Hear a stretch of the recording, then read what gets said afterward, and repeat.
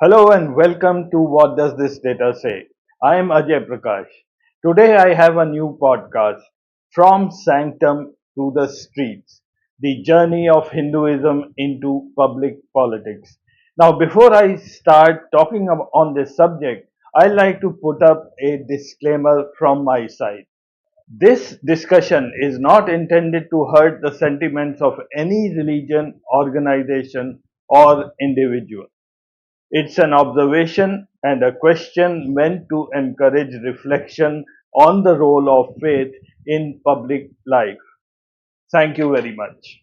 For centuries, Hinduism lived in the rhythm of homes and temples, in the quiet dawn chants before a family shrine, in the serene courtyards of temples where pilgrims offered prayers and left in silence. But somewhere along the way, the faith stepped out of those sacred spaces, and that too onto the streets, with saffron flags, drums, and slogans. Now, when did all this happen?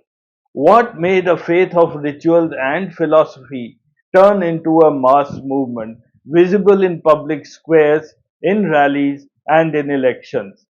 Today, we'll trace this long journey from the sanctum to the street. It's a story of social change, politics, colonial encounters, and identity. Hinduism had its roots in homes and temples. For most of its 3000-year history, Hinduism wasn't a public marching faith. It was a lived tradition, a family's morning puja, the temple visit on festivals, pilgrimage to sacred rivers. Kings built great temples, but rarely asked subjects to display their faith on the street. The boundaries of caste and region shaped the ritual. But worship was intimate, local, and often inward looking. The distinction really matters. Until the 19th century, religion in India was largely practiced in homes and shrines, not in the political arena.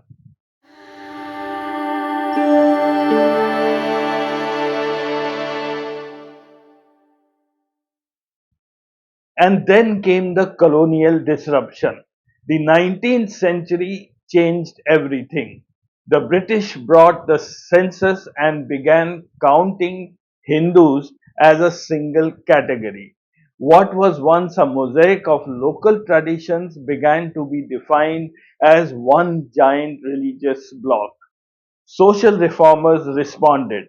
Movements like the Brahmo Samaj, Arya Samaj, Ramakrishna Mission sought to reform Hinduism, ending practices like sati and emphasizing on rational, text based faith.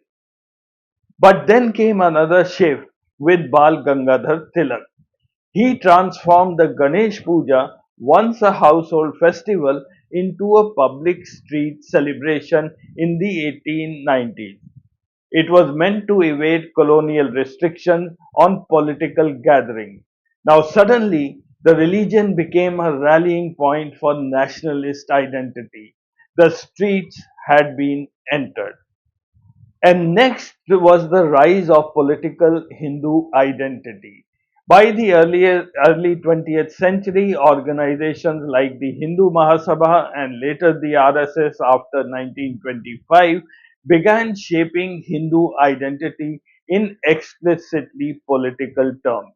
Street processions with religious symbols became a tool for asserting community strength.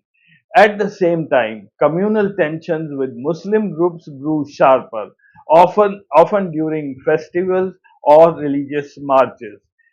This period planted the seeds for faith based mass mobilization.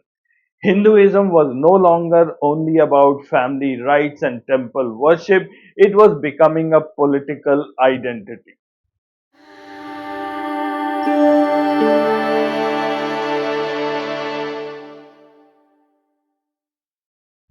After 1947, India's constitution promised a secular state.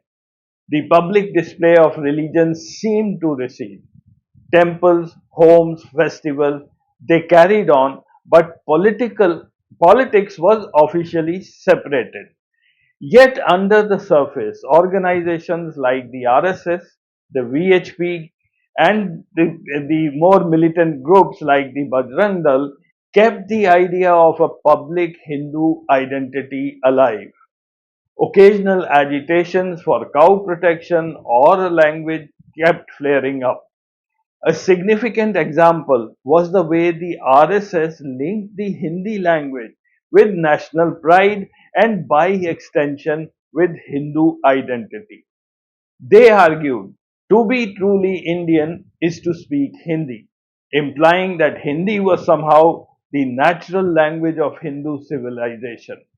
In doing so, they blurred the line between a linguistic preference and a religious identity. What often went unacknowledged was that the word Hindu is not originally a religious term. It comes from the ancient Persian word Hind, derived from Sanskrit Sindhu, the river Indus. It was first used to describe the people living east of Indus long before the idea of Hinduism as a religion was articulated. By equating Hindi with Hindu pride and linking it to nationalism, the RSS effectively joined two separate and diverse facts, language on one side and faith on the other, to gain political mileage. This approach ignored the complex origins of both India's languages and its religion, yet it struck an emotional chord with many. For the first 3 decades after independence, this remained a subdued undercurrent. Hinduism largely stayed as a personal and temple based practice, but the ideological groundwork for its public assertion was quietly being laid. We now come to the Ayodhya movement. The late 1980s changed the equation. Television brought many mythological epics, Ramayana and Mahabharata, into millions of living rooms, giving Hindu symbols a new mass presence. The movement to build Ram Temple at Ayodhya took these symbols to the street, mass processions, Rath Yatras, and eventually the demolition of the Babri Masjid in 1992 marked the movement when religion claimed the street as its arena. This wasn't just a political agitation, it was a cultural surge. The temple bell had merged with the drumbeat of street rallies. The shift was complete.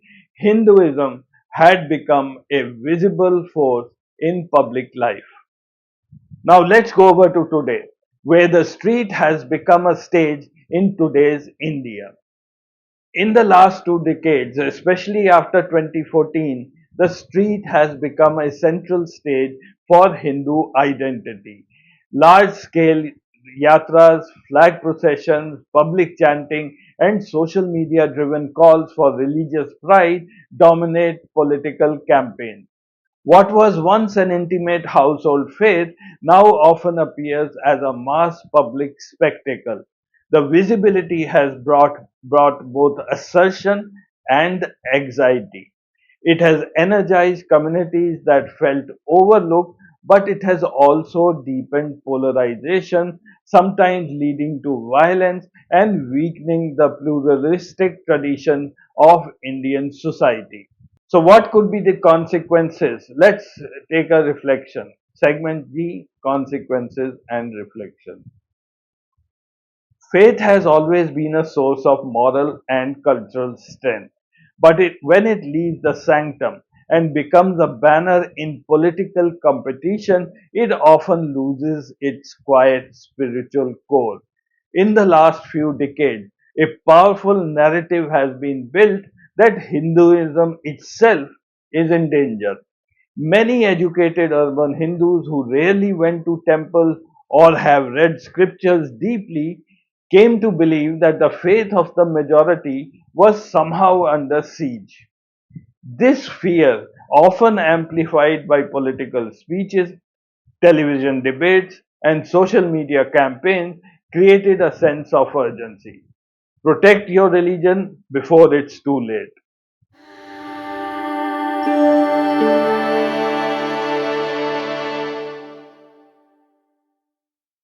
For many voters, this message turned into political loyalty, especially to the BJP, which presented itself as the sole defender of Hindu identity. But here lies the paradox. While ordinary people believed that they were protecting a timeless faith, for the party, Hinduism became a convenient political prop. It was less about nurturing a religious tradition and more about consolidating votes. This shift often went unnoticed by the very educated classes who pride themselves on rationality. They did not realize that the call to save Hinduism was not about safeguarding temples, rituals, or philosophy. It was about mobilizing emotion to win elections. The result is that a profound spiritual heritage became entangled in the rough contests of power.